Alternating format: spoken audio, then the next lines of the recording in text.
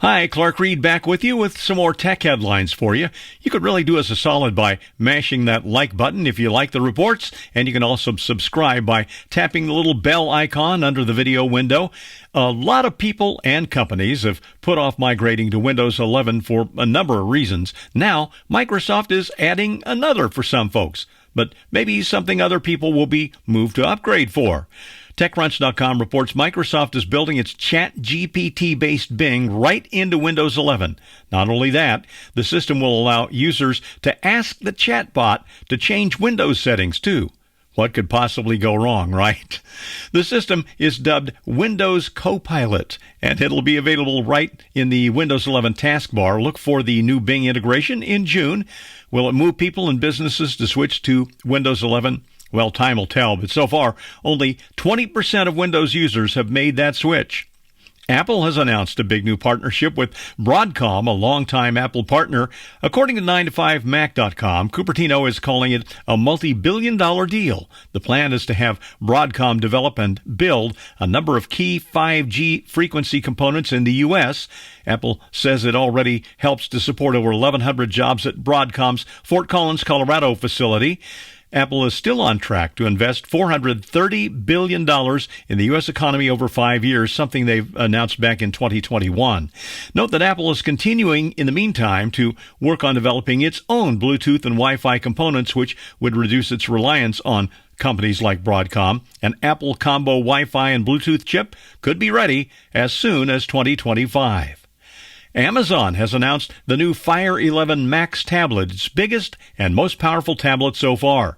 Mashable.com says the new 11-inch Alexa-enabled device can be paired with a full-sized detachable keyboard case and an Amazon stylus pen. And here's the thing. While it's not quite an iPad, you can get the Fire 11 Max, the keyboard, and the pen starting at $329.99.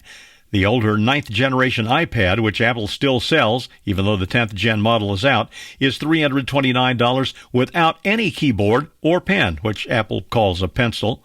The Fire 11 Max has more adult-looking gray aluminum casing. It's got strengthened glass.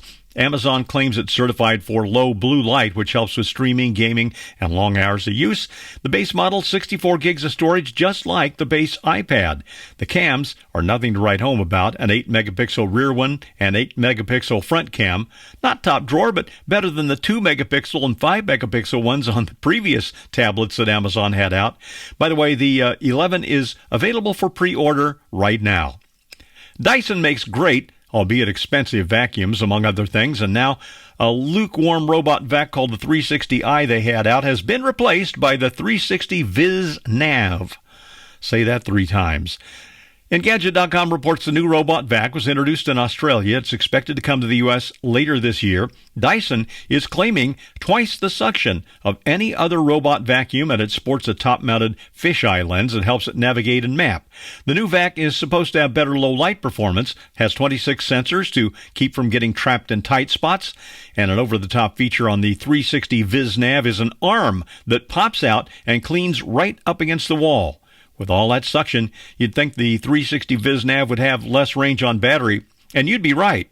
The sweeper can work for 50 minutes before returning to the dock to charge, but it recalls where it left off, and it goes right back to finish the job right there.